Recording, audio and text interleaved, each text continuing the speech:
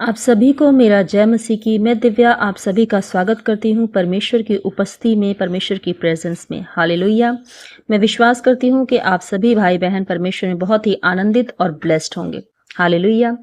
मेरे प्यारे मसीह भाई बहनों, आज मैं पवित्र आत्मा की अगुवाई से आप सबके लिए एक वचन को लेकर आई हूँ, जो कि भजन संहिता अध्याय 74 का वचन है। इससे पहले कि मैं वचन शुरू करूँ, मैं आप सभी से कुछ बातों को शेयर करना चाहती हूँ।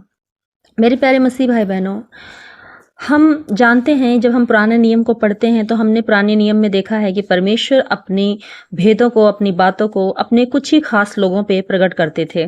जैसे कि दाऊद हो गए, मूसा हो गए, अब्राहम हो गए। परमेश्वर के कुछ खास नबी हुआ करते थे जिनसे परमेश्वर बातें किया करते थे। अपने लोगों के लिए जो भी उनकी इच्छा होती थी, जो भी अगुवाई होती थी, वो अपने नबियों के ऊपर प्रकट किया करते थे। पुराने नियम में हम देखते हैं कि परमेश्वर ने एक व्यवस्था को स्थापित किया था कि वो एक मिलाप वाले तंबू को बनाएं और उस तंबू के अंदर संदूक रखा जाए, जिसमें परमेश्वर की आत्मा, परमेश्वर का आत्मा वहाँ पे काम करता है। और उसके अंदर, तंबू के अंदर, सिर्फ और सिर्फ परमेश्वर के नबी, जो कि परमेश्वर ने चुने हुए थे अपनी सेवा के लिए, वही जा सकते थे। उस तंबू के अंदर एक पर्दा होता था, पर्दे के अंदर परमेश्वर की उपस्थिति होती थी, और उस पर्दे के अंदर परमेश्वर का चुना हुआ नबी ही जाता था परमेश्वर की सेवा के लिए, परमेश्वर की बातों को सुनने के लिए। तो मेरे प्यारे मसीह भाई बहनों, जब प्रभु यीशु मसीह आए, जब प्रभु यीशु मसीह ने हमारे लिए अपने ऊपर कोड़े खाए, अपने ऊपर दुखों को सहा, तकलीफ़ों को सहा, जब उन्होंने क्रूस की मृत्यु को जब उन्होंने सहा, तो बाइबल बताती है कि जब यीशु मसीह ने अपने प्राण त्यागे तो पर्दा फट गया और परमेश्वर ने पिता से हमारा मेल कराया। पर्दा फटने का भी एक कारण था। बाइबल कहती है धरती फट गई, आकाश काला हो गया और धुआं हो गया और पर्दा फट गया।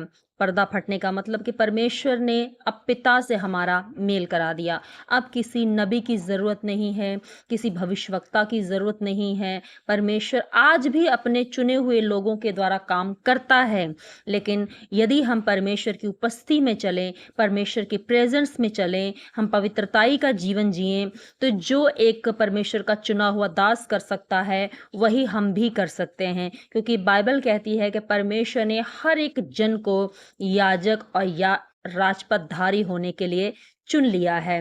तुम्हारे बूढ़े स्वप्न देखेंगे, तुम्हारे पुराने दर्शन देखेंगे, तुम्हारे जवान भविष्यवाणी करेंगे। परमेश्वर ने हमें यह आशीष दी है। प्रभु यीशु ने व्यवस्था को पूरा किया और प्रभु यीशु मसीह ने ये हमसे कहा है कि अब तुम जो विश्वास करते हो, मेरे नाम से दुष्ट आत्माओं को निकालोगे, मेरे नाम से प्रार्थना करोगे और रोगी चंगा होगा। तो आज परमेश्वर हमें यह अधिकार देते हैं, मुझे और आपको अधिकार देते हैं कि हम सब एक याजक हैं। परमेश्वर को किसी खास व्यक्ति की ज़रूरत नहीं है। परमेश्वर ने सबको अपने लहू से मोल ले लिया है, ख़रीद लिया है। आज हम सब परमेश्वर के बेटे और बेटियां हैं। परमेश्वर ने अपने लहू की कीमत से ख़रीदा है, हमें दाम देकर हमारा मोल चुकाया है। आज हम सब परमेश्वर के लिए एक बराबर हैं। जो परमेश्वर का एक दास कर सकता है, वही हम भी कर सकते हैं। जो परमेश्वर का एक दास किसी के ऊपर हाथ रखता है और परमेश्वर के द्वारा वो चंगा किया जाता है, यदि हम भी परमेश्वर की उपस्थिति में चलें, परमेश्वर से उन दानों वरदानों को मांगे, तो परमेश्वर वही आत्मा हम पे भी प्रकट करता है। आज हमारे कामों के द्वारा प्रभु हमें प्रतिफल देता है। हालेलुया। तो मेरे प्यारे मसीह भाई बहनों, ये सब बातें मैं आपको इसलिए बता रही हूँ क्योंकि आज हर एक जन परमेश्वर के लिए विशेष है। आप चाहे नए विश्वासी हैं, चाहे कल के आए विश्वासी हैं, बाइबल कहती है आगे वाले पीछे किए जाएंगे और पीछे वाले आगे किए जाएंगे। चाहे आप कल के ही क्यों ना आए हों, एक नए विश्वासी हों जिसने प्रभु को अभी नया नया जाना है, अभी अभी प्रभु को उद्धारकर्ता माना है, यदि आप 2 दिन के भी एक विश्वासी हैं, तो आप वो कर सकते हैं जो एक 40 साल का विश्वासी कर सकता है। आप परमेश्वर की उपस्थिति में चलें, पवित्रताई में चलें, परमेश्वर की सहभागिता में बने रहें, अपने जीवन को परमेश्वर की महिमा के लिए इस्तेमाल करें, और मेरा विश्वास है कि परमेश्वर आपके द्वारा बड़े कामों को करेगा। हालेलुया। तो ये सब बातें बताने का कारण ये है कि हम जानते हैं कि इस समय इंडिया में क्या माहौल चल रहा है। हम देख रहे हैं कि चारों तरफ शैतान एक विरोध का, एक नफ़रत का आत्मा फैला रहा है। हम जानते हैं, जैसे कि आप लोग भी मीडिया से जुड़े हैं, इंटरनेट पे आप एक्टिव हैं, आप जानते हैं, न्यूज़ के द्वारा खबरें सुनने में आ रही हैं कि भारत और पाकिस्तान में कैसे विरोध चल रहा है, कैसे गोलाबारी चल रही है, कैसे फायरिंग चल रही है, हमारे देश के जवान कितने शहीद हो रहे हैं। तो इसीलिए इन सब, जितनी भी शैतान इन सब में काम कर रहा है, उसी बीच में परमेश्वर ने अपने लोगों के लिए भी एक काम ठहराया हुआ है। हालेलुया। मेरे प्यारे मसीह भाई बहनों, मैं नहीं जानती आप मुझे किस देश से देख रहे हैं, लेकिन आप किसी भी देश से देख रहे हो, परमेश्वर के आप बेटे और बेटी हैं, और आपका फ़र्ज़ है कि आप जिस देश में विपत्ति आ रही है, आप उस देश के लिए प्रार्थना करें। यदि आप इंडिया के हैं तो आप अपने भारत देश के लिए प्रार्थना करें, ताकि परमेश्वर इस देश में अमन और शांति लेकर आए। और पाकिस्तान के लिए भी प्रार्थना करें, ताकि परमेश्वर उस देश में भी अमन और शांति लेकर आए, और जितनी भी लड़ाइयाँ चल रही हैं, परमेश्वर उस पर विराम लगाए, और परमेश्वर अपने लोगों की रक्षा करे। क्योंकि बाइबल बताती है कि हमारा युद्ध लहू और मांस से नहीं है, हमारा युद्ध जो है वो आकाश की प्रधानताओं से है, शैतान से हमारा युद्ध है, लहू और मांस से नहीं है। हमारा जो दुश्मन है वो इंसान नहीं है, हमारा दुश्मन शैतान है। तो ये जो कुछ भी शैतान नफ़रत और विरोध फैला रहा है, तो वहाँ शैतान है, क्योंकि परमेश्वर का आत्मा जहाँ होता है वहाँ नफ़रत नहीं होती है। यदि परमेश्वर का कोप भड़का हुआ है किसी वजह से, तो हम उसके लिए प्रार्थना कर सकते हैं, परमेश्वर अपने कोप को ठंडा करेगा और सब जगह पे अमन और शांति देगा। लेकिन यदि शैतान ये सब कर रहा है, तो हम प्रार्थना करेंगे, परमेश्वर शैतान को पैरों तले कुचलेगा, परमेश्वर उसको नष्ट करेगा, और परमेश्वर देश में शांति और अमन लेकर आएगा। आज का जो हमारा वचन है, भजन संहिता अध्याय 74, वचन का टाइटल है देश के बचाव के लिए प्रार्थना। हम इस वचन के साथ परमेश्वर से प्रार्थना करेंगे, और आप भी अपने घरों में इस वचन को पढ़ें, और इस वचन के द्वारा आप परमेश्वर से प्रार्थना करें कि प्रभु, हमारे देश में जितने भी जवान हैं, सैनिक हैं, और पाकिस्तान में जितने भी जवान और सैनिक हैं, उनकी रक्षा करें, उनके परिवारों की रक्षा करें। क्योंकि परमेश्वर कहता है कि मैं तुम्हारा रक्षक हूँ, और हमारा उद्धारकर्ता प्रभु है, प्रभु यीशु मसीह है, और वो अपने दूतों को भेजेगा, और हमारे जो सैनिक हैं वो बचाए जाएंगे, और जो शहीद हो चुके हैं, परमेश्वर उनके परिवारों को, उनकी आत्मा को आनंद और शांति से भरेगा। परमेश्वर अपनी शांति, अपना प्रेम उनके अंदर उड़ेलेगा। हालेलुया। तो आइए हम वचन को शुरू करें, और परमेश्वर के अनुग्रह को हम उन परिवारों के लिए, उन लोगों के लिए, अपने देश के लिए परमेश्वर के अनुग्रह को मांगें, ताकि परमेश्वर की शांति हमारे देश में कार्य करे। हालेलुया। तो आइए हम वचन को शुरू करें। हे परमेश्वर, तूने हमें क्यों सदा के लिए छोड़ दिया है? तेरी कोपाग्नि का धुआं तेरी चराई की भेड़ों के विरुद्ध क्यों उठ रहा है?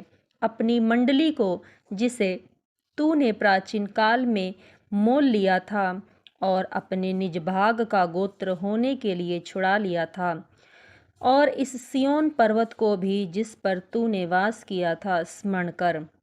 अपने डग अनंत खंडरों की ओर बढ़ा, अर्थात उन सब बुराइयों की ओर जो शत्रु ने पवित्र स्थान से की हैं। हालेलुया। तेरे द्रोही तेरे पवित्र स्थान के बीच गरजते हैं, उन्होंने अपनी ही ध्वजाओं को चिन्ह ठहराया है। वे उन मनुष्य के समान थे जो घने वन के पेड़ों पर कुल्हाड़े चलाते हैं, और अब वे उस भवन की नक्काशी को कुल्हाड़ियों और हथौड़ों से बिल्कुल तोड़े डालते हैं। उन्होंने तेरे पवित्र स्थान को आग में झोंक दिया है, और तेरे नाम के निवास को गिराकर अशुद्ध कर डाला है। उन्होंने मन में कहा, हम इनको एकदम दबा दें। उन्होंने इस देश में परमेश्वर के सब सभा स्थलों को फूंक दिया है। हमको हमारे निशान नहीं देख पड़ते। अब कोई नबी नहीं रहा, न हमारे बीच कोई जानता है कि कब तक यह दशा रहेगी। हालेलुया। हम परमेश्वर से प्रार्थना करते हैं कि प्रभु, हमें नहीं पता है कि जो कुछ भी चल रहा है वो ये सब दशा, ये हाल कब तक रहेगा।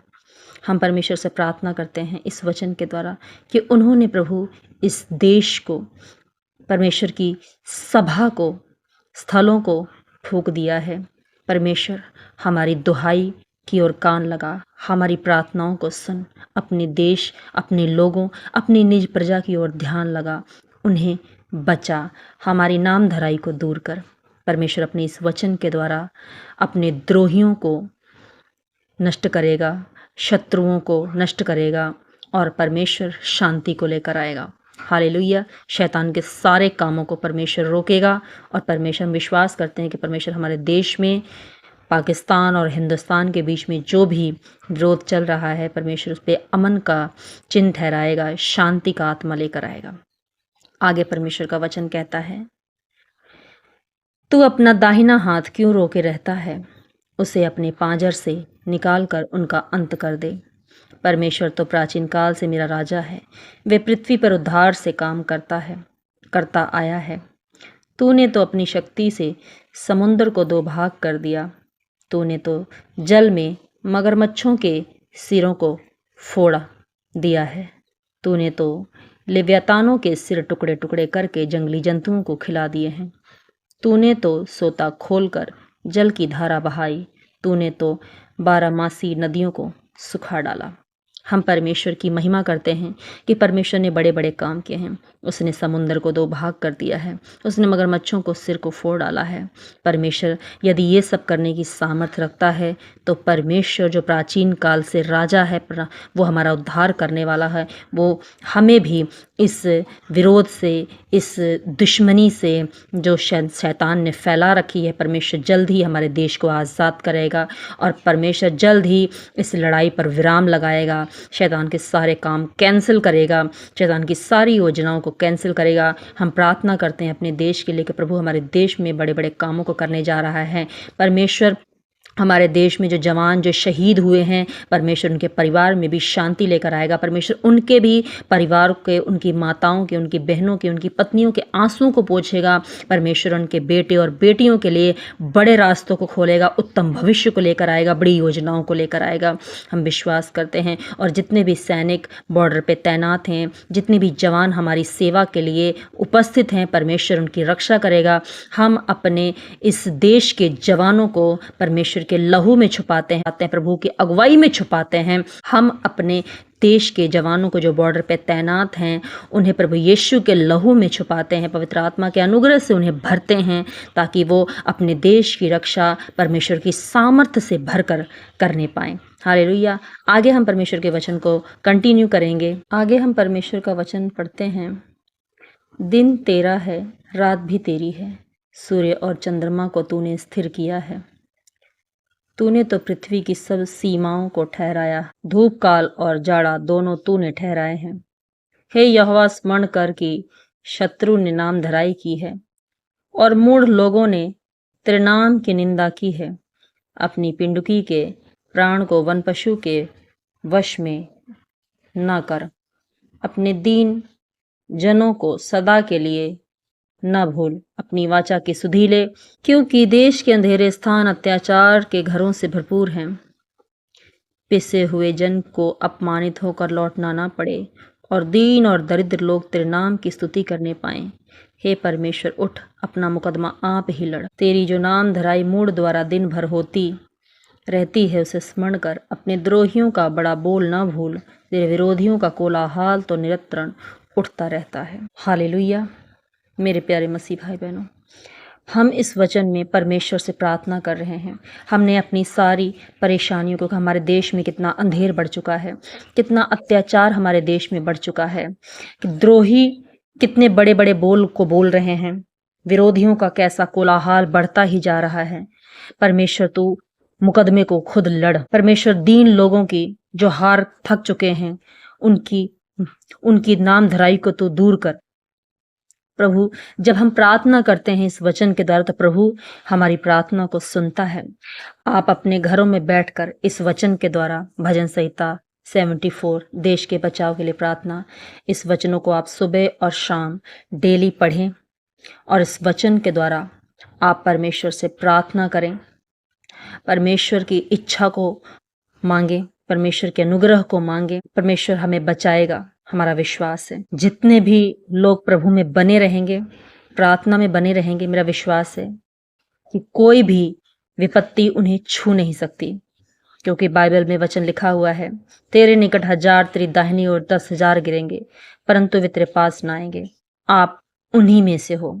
यदि आप परमेश्वर के वचन को पढ़ते हो, आप लोगों के लिए प्रार्थना कर रहे हो, आप उन जवानों के लिए, उन सैनिकों के लिए प्रार्थना करते हो जो आपको नहीं जानते, आप उन्हें नहीं जानते, यदि फिर भी आप उनके लिए प्रार्थना कर रहे हो, तो उसके बदले परमेश्वर आपकी भी सुरक्षा करेगा। आपकी प्रार्थना के द्वारा वो सैनिक भी बचाया जाएगा, वो जवान भी बचाया जाएगा, उनके परिवार बचाए जाएंगे और उस प्रार्थना के द्वारा आप भी बचाए जाएंगे। हालेलुया। क्योंकि वचन कहता है परमेश्वर तुम्हें तुम्हारे कामों का प्रतिफल देगा। यदि आप दूसरे की सुरक्षा को मांगते हैं तो परमेश्वर आपकी भी सुरक्षा को भरपूरी के साथ पूरा करेगा, मेरा विश्वास है। तो यदि ये वीडियो आपको अच्छी लगी है, पवित्र आत्मा ने आपको अपनी अगुवाई और सामर्थ्य से भरा है, तो आज से आप डेली प्रार्थना को करेंगे, इस वचनों को पढ़ेंगे, अपने देश के लिए प्रार्थना करेंगे जो कि परमेश्वर ने आपको अधिकार दिया है। वचन कहता है धर्मी जन की प्रार्थना के प्रभाव से बहुत कुछ हो सकता है। यदि आप यहाँ पे प्रार्थना करेंगे अपने घरों में बैठकर परमेश्वर के वचन के द्वारा, तो आपकी प्रार्थना से किसी का घर बचाया जाएगा, कोई देश का सैनिक बचाया जाएगा, किसी की कोख सूनी नहीं होगी और किसी का बेटा शहीद नहीं होगा, किसी का पति शहीद नहीं होगा। हालेलुया। तो मेरा विश्वास है कि आज से ही आप प्रार्थना करेंगे, प्रभु आपको इस चीज़ के लिए अनुग्रह दे, आशीष दे। आप अपने देश के लिए बड़े बोझ के साथ प्रार्थना करें, ये मेरा विश्वास है और ये पवित्र आत्मा की, प्रभु यीशु मसीह की इच्छा है। शायद इसीलिए प्रभु ने आज मुझे ये वचन दिया ताकि ये वचन मैं आप तक पहुंचा सकूं और पवित्र आत्मा आपके अंदर कार्य करे और आप अपने देश के लिए प्रार्थना करें। यदि आप भारत से बाहर इस वीडियो को देख रहे हैं तो आप प्लीज़ हमारे इंडिया के लिए, पाकिस्तान के लिए, युद्ध शांति के लिए आप हमारे देश के लिए प्रार्थना करें। प्रभु आपको बहुतायत के साथ ब्लेस करे, आशीषित करें। हालेलुया। वीडियो अच्छी लगी हो तो प्लीज़ वीडियो को लाइक करें, चैनल को सब्सक्राइब करें, बेल आइकन को प्रेस करें ताकि मेरी आने वाली वीडियो का नोटिफिकेशन आपको सबसे पहले मिले। और इस वीडियो को ज़्यादा से ज़्यादा शेयर करें, ये भी एक सेवा है। यदि आप दूसरों तक वीडियो को शेयर करते हैं तो आप प्रभु की सेवकाई में हिस्सा लेते हैं, प्रभु आपको इसका प्रतिफल देगा। और जितने भी लोग इस वीडियो को सुने वो आगे इस वीडियो को भेजें ताकि और भी लोग प्रार्थना में सहभागी हो सकें, पवित्र आत्मा के साथ सहभागिता कर सकें। हालेलुया। तो मिलते हैं अगली वीडियो में पवित्र आत्मा की उपस्थिति में। प्रभु आपको बहुत की आशीष दे। God bless you all. आप सबको मेरा जय मसीह की।